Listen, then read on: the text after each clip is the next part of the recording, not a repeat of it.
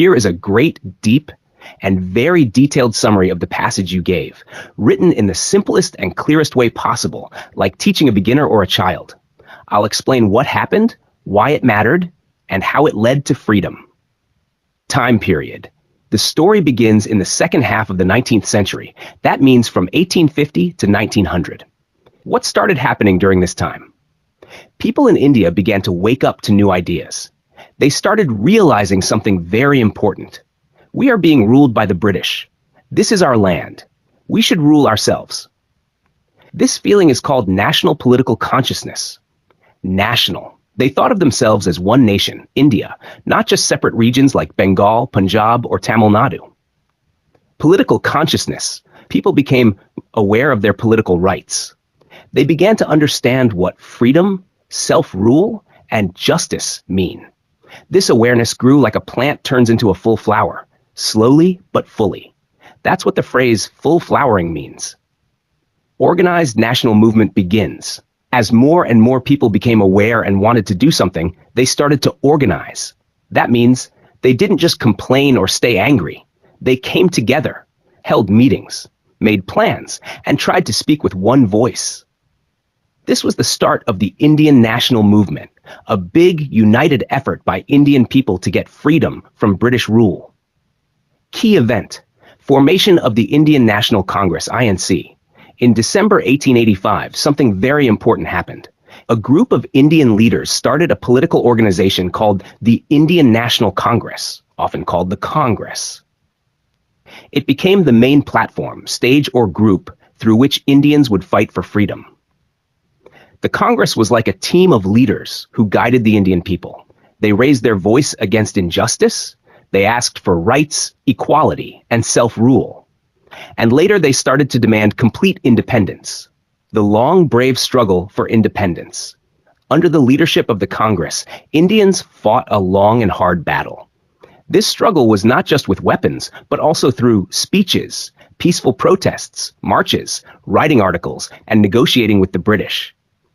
This struggle was prolonged. It went on for many years, more than 60 years. Courageous. People took big risks. Many went to jail. Some even died. But they never gave up. India becomes free. Finally, after decades of unity, hard work, and sacrifice, India won its freedom on 15th of August 1947. This was the day when the British finally left, and India became an independent country. Now, every year, Indians celebrate Independence Day on 15th of August to remember this long journey and to honor the people who fought for freedom. Final message. So this passage tells us how Indians slowly woke up to the idea of the 1800s, how they came together and formed a group, the Indian National Congress, in 1885, how they bravely and patiently fought for their rights and independence, and how their long struggle succeeded in 1947 when India finally became free. Let me know if you'd like a comic strip version, a timeline, or a short story format to help you remember it even better.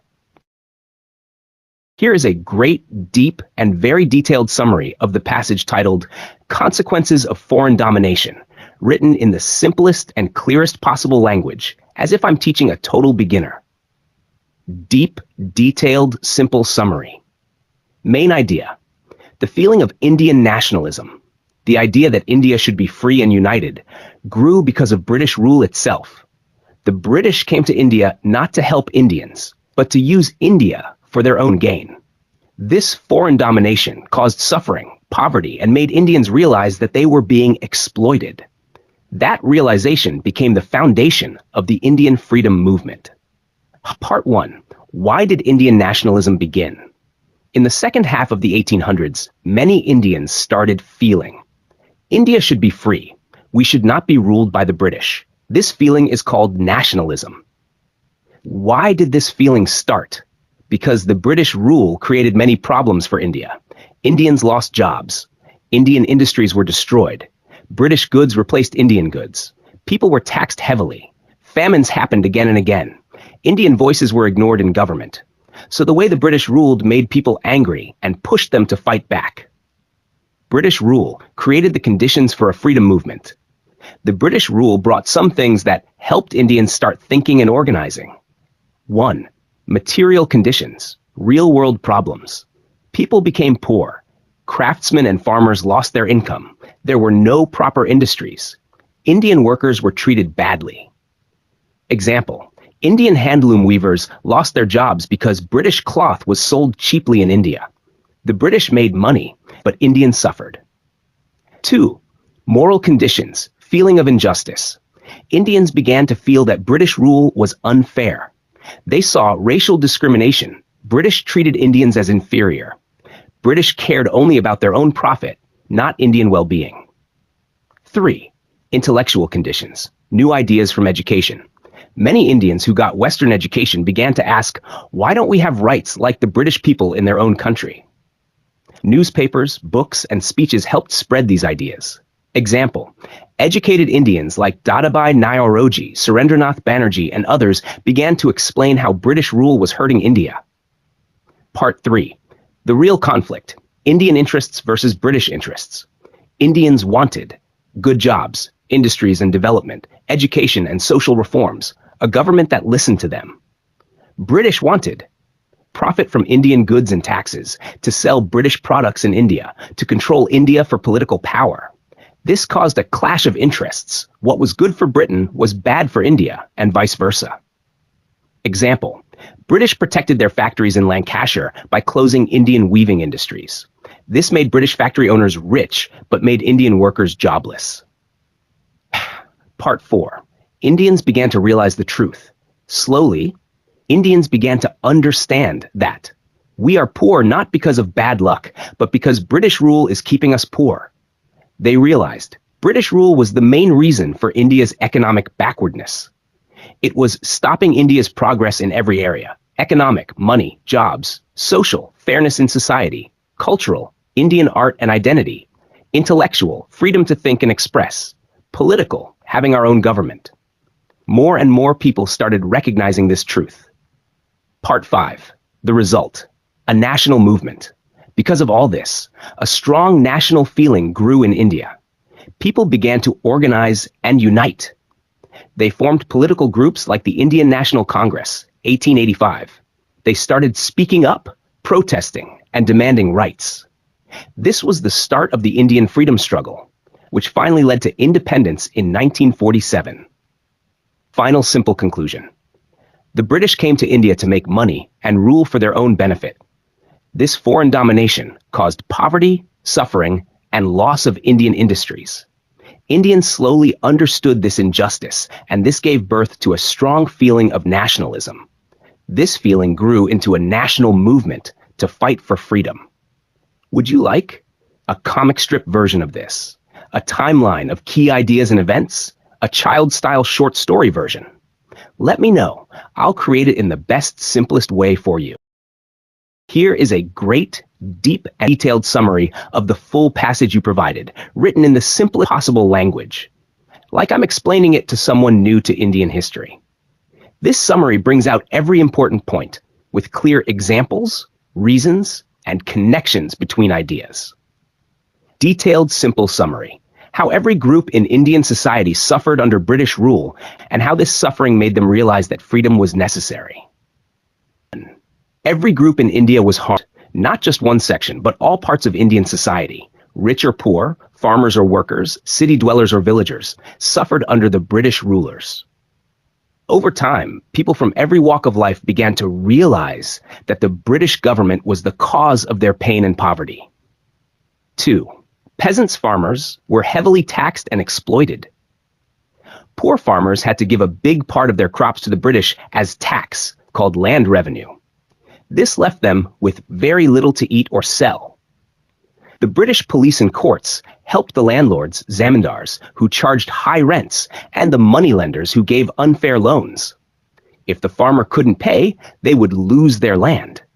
And if the farmer protested, the British police or army would beat or arrest him in the name of law and order. Example: a farmer grows 10 sacks of wheat. The British take 6 sacks as tax. A landlord asks for more rent. A moneylender charges high interest. The farmer is trapped and left with nothing. 3. Artisans and handicraft workers lost their livelihoods. Indian weavers, potters, and craftsmen were once famous for their beautiful handmade goods, but the British allowed cheap machine-made goods from England to flood Indian markets. As a result, no one bought Indian handmade goods anymore, and Indian artisans lost their jobs. The British did nothing to help them restart or learn new work. They were left jobless and hopeless. Example: a weaver who made saris by hand saw British cloth being sold for half the price. No one bought his saris. His income stopped. No one helped him. #4. Factory workers were poor and powerless. In the 1900s, many Indians worked in factories, mines, and plantations. The British pretended to care about them, but always supported the rich factory owners, especially British capitalists. When workers tried to form trade unions, go on strike, or protest for better pay or hours, the government used police and courts to stop them. Workers were beaten, arrested, or fired. Example: a factory worker works 12 hours a day, 6 days a week. He asks for rest or better pay. The owner refuses. When workers protest, police break the strike and arrest the leaders. #5. Unemployment was rising, and only freedom could solve it. Workers and common people saw that joblessness was increasing. The only way to create more jobs was to build Indian industries, schools, and infrastructure. But the British were not interested in doing this. They only wanted to take profits back to Britain. So people realized only a free Indian government run by Indians will care about Indian people and build a strong economy. Final realization among the people: we are suffering not but because foreign rule is unfair. The British care only about their own profits, not about our lives. If we want better jobs, fair taxes, and justice, we must fight for freedom. Core points to remember: group, what they faced, who harmed them, result. Farmers, high taxes, lost land, punishment if they protested, British, landlords, moneylenders, poverty and helplessness. Artisans, loss of markets due to British factory goods, British traders and policies, joblessness. Factory workers, low wages, harsh work, strikes crushed. British capitalists, police, continued suffering. All people, rising unemployment, no development, foreign rulers, realized only freedom can help. Deep message of the passage. The passage shows that British rule hurt every part of Indian society, economically, socially, and emotionally. As people began to understand this truth, they united, and the idea of nationalism, freedom for India, became stronger. Would you like a comic strip of this too? A memory trick or rhyme to remember it easily, or a short play script to act this out? Just say what you want, and I'll prepare it with full clarity and creativity. Here is a great, deep, and very detailed summary of the full passage you gave, written in the simplest and clearest way, as if you're learning history for the first time. This summary explains every major idea with easy examples and shows how everything connects to India's freedom struggle. Detailed, simple summary: how educated Indians who once trusted British rule slowly became disillusioned and demanded independence. 1. Educated Indians were also unhappy. Not just farmers, artisans, or workers, even the educated people of India, students, professors, writers, lawyers, etc., started feeling deeply unhappy under British rule. This group is called the intelligentsia, people who read, study, and think critically. Example: a college student in 1880 reads about democracy in Europe and compares it with India's lack of freedom and feels angry. 2. They used modern knowledge to understand the truth. These educated Indians had studied modern subjects, economics, politics, history, and science, often in English medium schools started by the British. They began to clearly see that India's economic condition, poverty, and political condition, no freedom, were not accidental. They were caused by British policies. Example: they read British books and learned about rights and democracy, but then saw that those same rights were denied to Indians. 3. They had once trusted the British. In earlier times, especially around 1857, some Indians had actually supported British rule. They hoped that the British, even though foreign, would modernize India by building factories, starting industries, improving education. They believed British rule might bring progress, like in England. But they slowly felt betrayed. Over time, they saw that the British were not helping India develop. Instead, British policies were designed to keep India poor and dependent. These policies were guided by British capitalists, businessmen in England who just wanted profit. Example, raw cotton was taken from India, sent to British factories, and then expensive cloth was sold back in India, destroying Indian handloom industry. 5. India's economy was being kept back. Educated Indians noticed that India was not being industrialized like England. Instead of building Indian factories, the British closed Indian industries, imported British goods, used Indian labor and raw materials for British gain. They were blocking India's growth so that British industries could remain powerful. 6. No political progress, only broken promises. Earlier, the British had said they would help India move towards self-government, rule by Indians. But now it became clear they had no such intention. They openly said they were in India to stay and rule. This was a turning point. Indians began to feel they had been lied to. 7. Rights and freedoms were being taken away. Instead of giving Indians more freedom, the British restricted freedom of speech, controlled or banned newspapers, punished people who spoke against British rule, stopped public discussions and protests. Example, if an Indian newspaper wrote against the British, it would be shut down. Editors would be fined or jailed. 8. British called Indians unfit for democracy. British rulers and writers began saying, Indians are not capable of self-rule. They are not ready for democracy. This insulted the educated Indians deeply. They knew it was just an excuse to continue British control.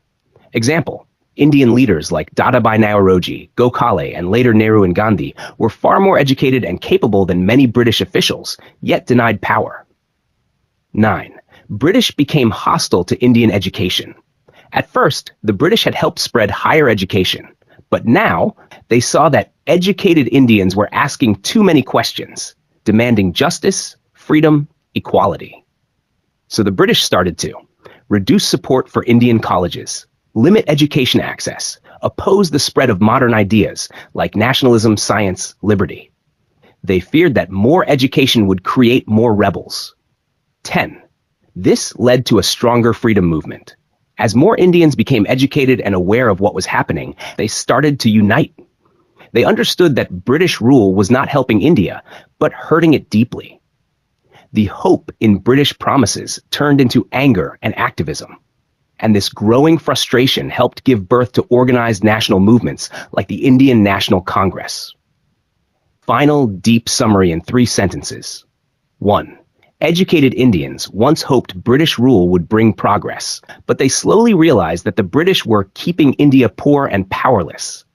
2. Instead of leading India toward freedom, the British took away rights, voice, and education while insulting Indians as unfit for democracy.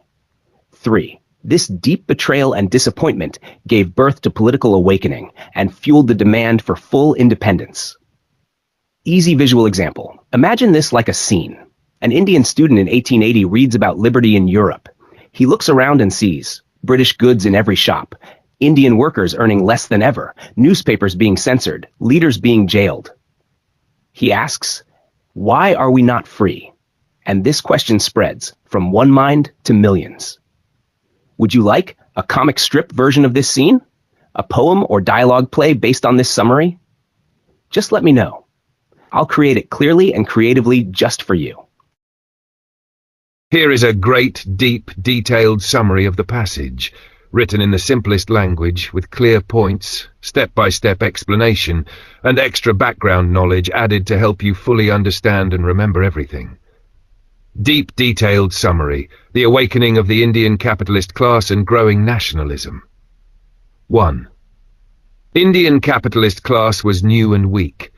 The Indian capitalist class means Indian business owners, factory owners and industrialists, the people trying to build India's modern economy. This class was new and just beginning to grow under British rule. At first, they were not politically active. They didn't immediately support the freedom movement or think about nationalism. Why? because they were focused on building their businesses and had hope that they could grow even under British control. 2. British rule, imperialism, started to hurt Indian business. Slowly, Indian capitalists realized that British rule was not helping them, but hurting them badly. The British government made unfair economic policies that stopped Indian industries from growing. These harmful policies included trade restrictions. Indians couldn't easily trade goods. Tariffs. British put high taxes on Indian goods, especially when exported. Heavy taxation. Indian businesses had to pay more taxes than British ones. Transport control. Trains and shipping were controlled by British, often expensive or biased against Indians. As a result, Indian industries remained small, weak, and unprofitable. Shama 3. Government did not support Indian capitalists. Being a new class, Indian capitalists needed help from the government to grow stronger, like support in business, protection from foreign competition, cheap loans, and fair policies. But the British did not help them at all. Instead, the government helped foreign capitalists, mostly British businessmen. These foreigners had lots of money and technology, and they took over India's small industry space. Outcome: Indian capitalists now faced unfair competition. Their businesses were crushed by big foreign companies who had government support. Now 4. Indian business class became politically aware. After facing losses and challenges, Indian capitalists finally understood a key truth. British rule, imperialism, and our business growth cannot go together. They realized there was a deep conflict between their own success and the British Empire's control. They came to the conclusion that only a national government, run by Indians, could protect Indian businesses, make fair rules, help Indian industries grow. This realization pushed them to support the national movement for independence. 5. Zamindars, princes and landlords supported British rule at first. The only class in India that truly benefited from British rule were zamindars, big landowners, landlords, princes and royal families. The British gave them land rights, titles and honours, protection and privileges. Because they were getting rewards from the British, they mostly supported British rule and didn't want change. 6. But even some elites joined the nationalist movement. Even though the wealthy landlord and royal classes mostly supported the British, some individuals from these classes started to feel patriotic. They joined the national movement because they saw injustice. They loved their country. The general mood of the nation was turning toward freedom. 7. A strong atmosphere of nationalism was growing. Across the country there was a growing sense of nationalism, meaning a strong desire among people to see India as a free nation. This feeling of patriotism, love for the nation, touched people of every class, rich, poor, educated, uneducated. Even those who had once supported British rule changed their minds. 8. British racism and discrimination angered Indians. British rule was not only economically unfair, it was also racially unjust. British officers and civilians looked down upon Indians. Indians were given lower status in jobs and public places, disrespected because of their skin colour or race, treated as inferior in their own country. These policies shocked, hurt, and angered every self-respecting Indian. This increased the fire of nationalism even more. 9. Foreign rule naturally creates nationalism. The passage ends by explaining a natural law of history. Whenever a country is ruled by foreigners, the people of that country always develop patriotism and want freedom. Just like a bird wants to be free from a cage, or a person wants to own their own home, people always want to rule themselves. That's exactly what happened in India under British rule. Final conclusion, wrap-up. Indian capitalists were slow to join the freedom struggle, but after facing unfair rules and foreign competition, they understood that they could never grow under British control. They realized the need for an Indian government that would support Indian industries. At the same time, many Indians from rich and poor classes were getting angry because of British racism, injustice, and foreign control. As a result, nationalism grew stronger across all of India. More and more people joined together to demand freedom, justice, and self-rule for India. Would you like this in comic strip, mind map, or timeline format to make it even more visual and memorable? Here is a great, deep, and detailed summary of the passage. Administrative and economic unification of the country, explained in the simplest possible way, with everything broken down clearly so that anyone can understand. Title summary: Administrative and economic unification of India. This passage explains how, during British rule, India slowly became one country in terms of government system, administrative unity, economy and business, economic unity. It also shows how these changes helped create unity among Indians, leading to a strong nationalist movement and the rise of the freedom struggle. 1. Nationalist feelings grew easily. But why? Nationalist sentiments grew easily among the people because India was unified and welded into a nation. Nationalist sentiments, feelings of pride in the nation, plus desire for freedom. These feelings grew because India was becoming more connected. People began to see themselves as one people. What helped this? British rule had accidentally created unity through the systems they introduced, even though their aim was to control, not unite. 2. British created a uniform government, administrative unity. The British had gradually introduced a uniform and modern system of government throughout the country. Before, India had many different kingdoms, each with its own rules and systems. The British slowly replaced this with one set of laws, one set of officials, same type of police, courts, administration. This was done everywhere, north, south, east, west. Result: India for the first time in history had one central administration. People started to feel they were part of one larger country. Economic unification. India's economy became one.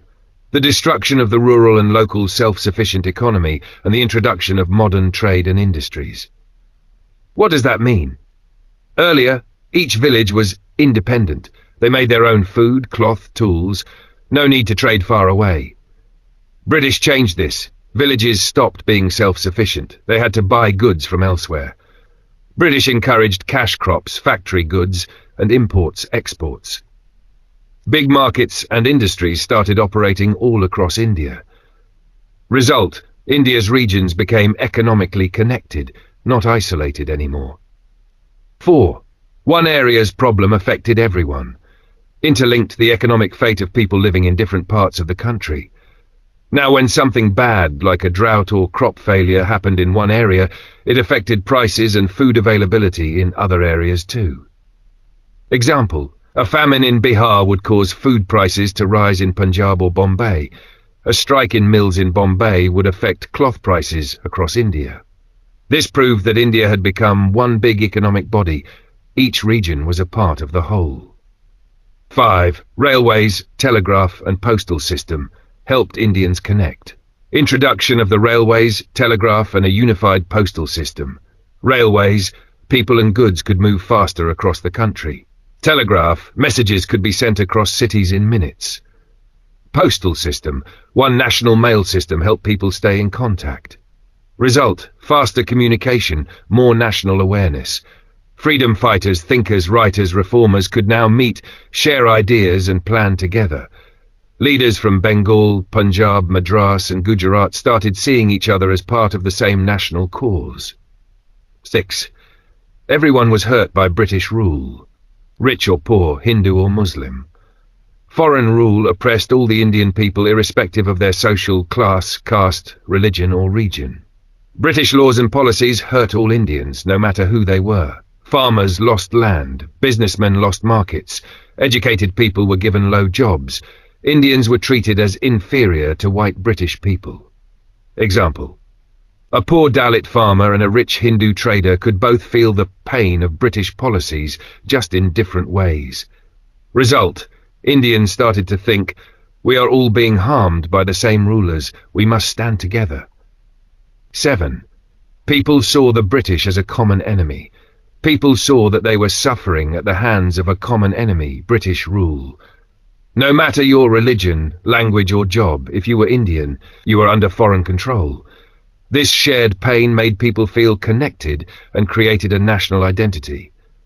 Imagine, 100 people are locked inside the same building by one foreign boss. They all suffer, so they begin to work together to break free. That's what happened in India. 8. Being united created nationalism, and nationalism made Indians more united. The emergence of the Indian nation was a major factor in the rise of nationalism. The idea of India as one nation helped grow the freedom movement. The anti-imperialist struggle and the feeling of solidarity born in its course contributed powerfully to the making of the Indian nation. And then, as people fought together against British rule, they became even more united. So both things helped each other. Feeling of being one India created nationalism. Struggle for freedom made the idea of one India even stronger. Like a circle, unity, nationalism, more unity, stronger freedom movement. Final full summary 1 View 1. The British brought a single government system to all parts of India. Same laws, same administration. This created administrative unity. 2. The British broke the old village-based economy and started modern industries and trade across the whole country. Now India's regions became economically connected. This created economic unity. 3. New systems like railways, telegraph and postal services helped people from different areas communicate and coordinate. This helped build national awareness. 4. All Indians, regardless of religion, caste or class, were suffering under British rule. This common suffering helped unite them. 5. The people started to see the British as a common enemy, and this made them think of themselves as one nation. 6. The idea of India as a single country helped grow nationalism, and the freedom struggle further strengthened this feeling of being one Indian people. In short, India became one country not just through maps, but through one government system, one economy, one struggle, one dream of freedom. This unification was both a gift and a wound, created by the British, but used by Indians to build a national identity and start the fight for independence. Would you like a comic strip, chart, or story version of this next? Here is a great, deep, and detailed summary of the topic Western thought and education, written in very simple and clear English, so that anyone, even a beginner, can understand it completely. Title: Western Thought and Education. This topic explains how the spread of modern Western education in India during the 1800s helped create a new class of educated Indians who thought in new, modern, logical ways, understood the problems of British rule, got inspired by freedom movements in Europe, dreamed of a free, strong and united India, and became the leaders of India's freedom struggle. 1. What is Western thought? Western thought refers to new ideas that came from Europe and America. These ideas focused on rational thinking, using logic, not just faith, secularism, keeping religion separate from politics, democracy, ruled by the people, not kings or foreigners, nationalism, love and unity for your country. But 2. British introduced Western education in India. In the 1800s, 19th century, the British started English medium schools and colleges.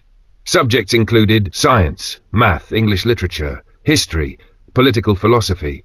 This was very different from old Indian education, which mostly taught religion, Hinduism, Islam, classical languages, Sanskrit, Persian, Arabic. 3. Indians learned modern liberal and nationalist ideas. A large number of Indians imbibed these Western ideas.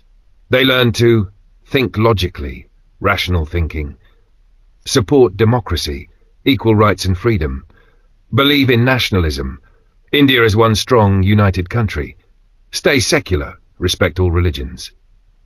4. Indian students admired European freedom movements. Indian students and thinkers were inspired by the history of Italy's unification by Mazzini and Garibaldi, Irish struggle against British rule, American and French revolutions. They also read and followed Western political thinkers like Rousseau, People's Freedom and Social Contract, Thomas Paine, Rights and Revolution, John Stuart Mill, Liberty and Justice. 5. Educated Indians felt the shame of foreign rule. These educated Indians were the first to clearly understand how India was being controlled by foreigners. The British were exploiting India's resources. Indians being treated as second-class citizens. They felt deep shame. They felt deep shame and wanted change. 6. They dreamed of a new India. They imagined a future India that was modern, with technology and progress, prosperous, rich and economically strong, united, no division by caste, religion, or region, free, governed by Indians, not foreigners. 7. These educated Indians became freedom leaders. Over time, the best of these educated Indians became writers, speakers, organizers of the Indian National Congress, founders of early nationalist movements. Examples include Dadabhai Naoroji, Gopal Krishna Gokhale, Surendranath Banerjee, and later Gandhi and Nehru. 8. Education did not cause the freedom movement, it shaped it. The real reason for the national movement was the conflict of interest between British goals to make profit, Indian needs, freedom and development. Education did not create nationalism, but it gave Indians the tools to think, write, and organize. 9. British wanted Indians to be obedient, not nationalist. The British did not want Indians to rebel. In schools, they taught that British rule was good, that Indians should be loyal and obedient, but some students thought independently, read revolutionary ideas, and became freedom fighters instead. 10. This happened in other countries too. Even in other Asian and African countries, like China, Indonesia, Kenya, South Africa, people started having modern ideas and nationalist feelings, even if they had fewer schools than India. Final super summary all points together. 1. British brought Western education to India in the 1800s. 2. Indians began learning about freedom, logic, democracy, and national unity. 3. They were inspired by European and American revolutions and freedom movements. These educated Indians were the first to feel the pain of British rule. 5. They dreamed of a modern, free, and united India. 6. Many of them became the first leaders of the national movement. 7. Western education helped them think, write, and lead, but the real cause of nationalism was the injustice of British rule. 8. The British wanted them to be loyal and quiet, but instead they became the strongest voices for India's freedom. 9. Similar awakenings happened in other colonized countries too. Modern ideas spread across the world. Would you like a comic strip, timeline, or visual revision chart to go with this now? I can create one to help you remember it all easily. Here is a great, deep, and very detailed summary of the passage about modern education, English and Indian languages, written in the most simple, clear language so anyone, even a complete beginner, can understand it fully. Deep, detailed summary. How modern education and the English language helped and hurt the freedom movement in India. 1. Modern education created unity among educated Indians. In the 1800s and 1900s, the British introduced modern education in India. This included subjects like science, history, logic, English literature, political philosophy. Educated Indians from different states and regions began learning the same things. Result, they started thinking in similar ways and had common goals. Belief in freedom, support for democracy, love for India, desire for a modern, united country. So, modern education helped form a community of like-minded Indians who shared a common national outlook. 2. English language united educated Indians from different regions. India has many different regional languages: Hindi, Tamil, Bengali, Marathi, Telugu, etc. Educated Indians from different regions couldn't understand each other's mother tongue, but they all learned English in school or college. So, English became their shared language, their way to talk, share ideas, write letters and work together. Example, a Bengali leader and a Tamil leader might not know each other's regional language, but they could communicate easily in English. This helped in building unity and organizing the national movement. 3.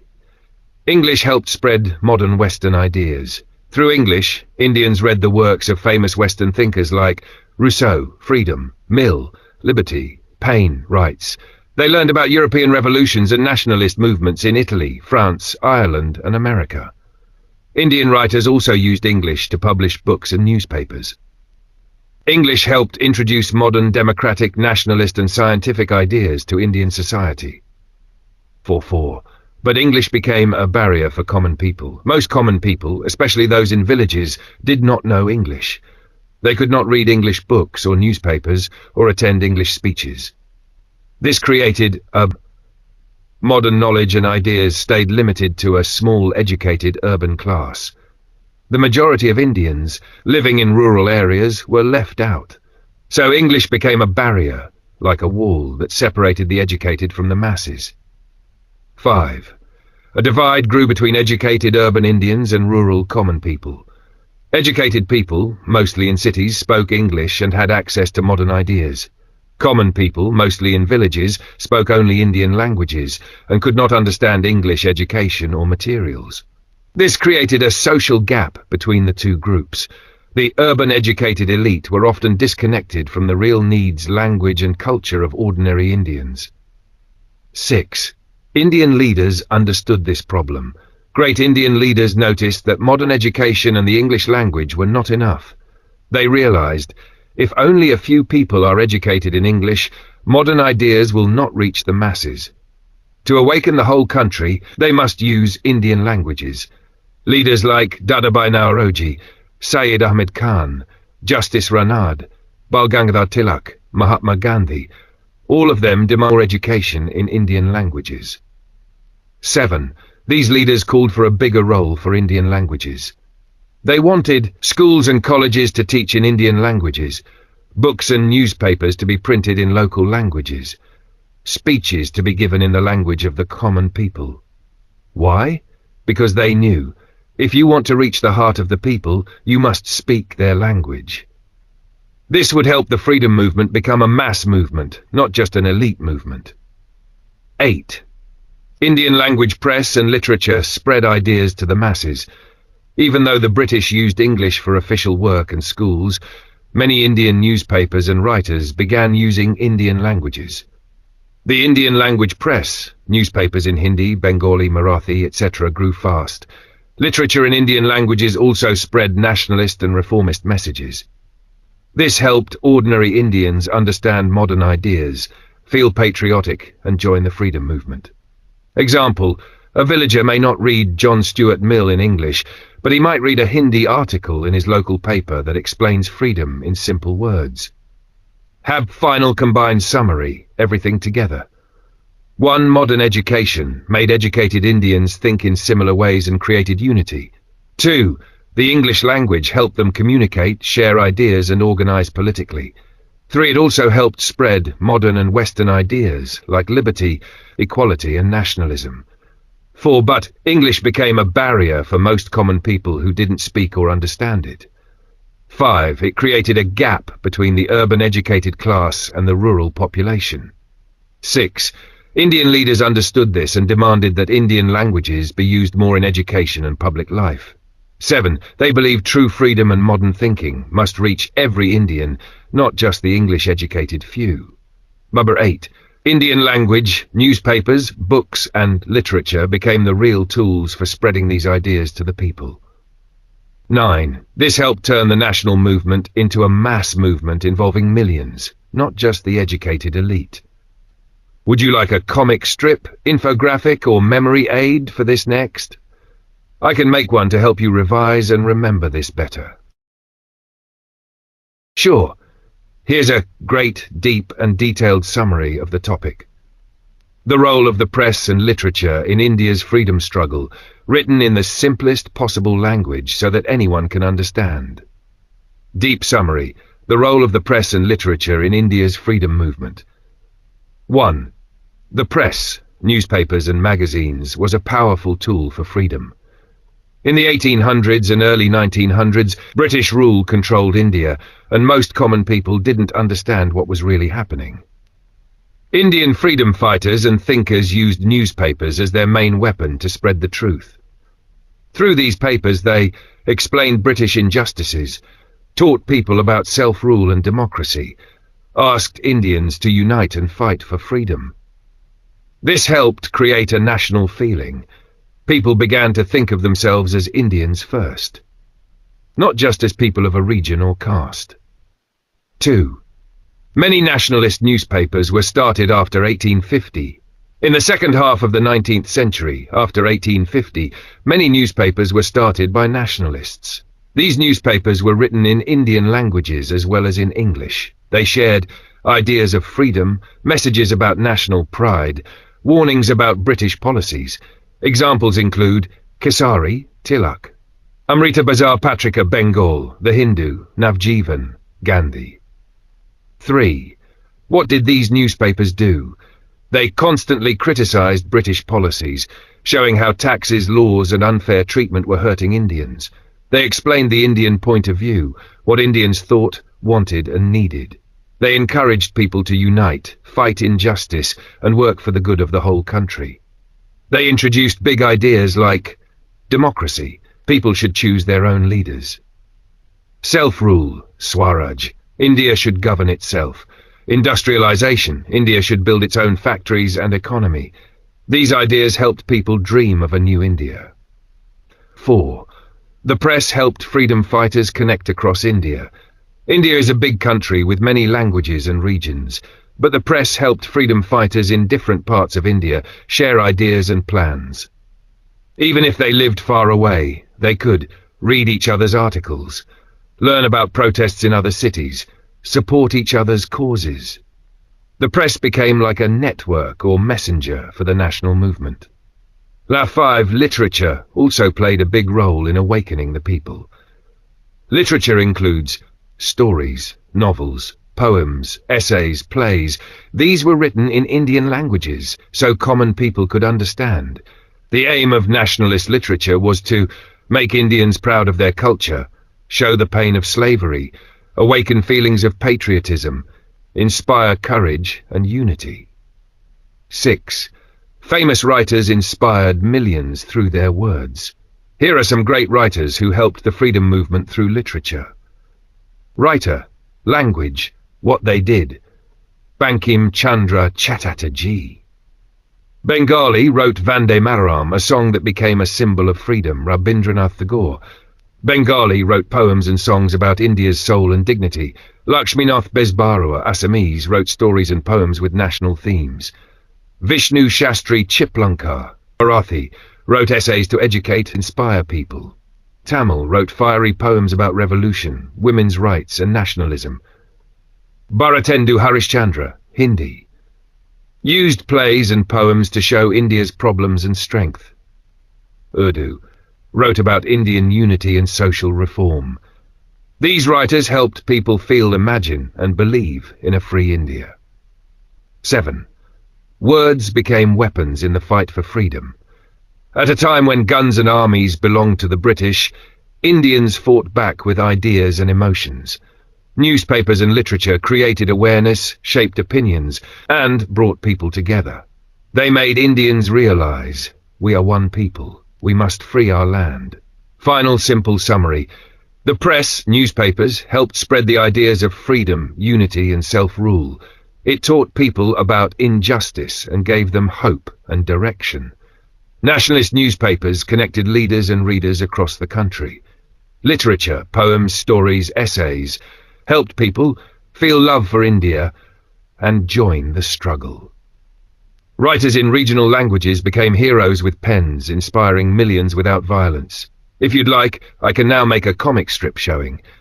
1. A printing press publishing a bold newspaper. 2. A crowd reading and discussing freedom. 3. A poet writing a patriotic poem. 4. Common people getting inspired and joining the movement. Would you like that? Here is a great, deep and detailed summary of the topic, racial arrogance of the rulers, written in the simplest possible language, so even a complete beginner can fully understand it.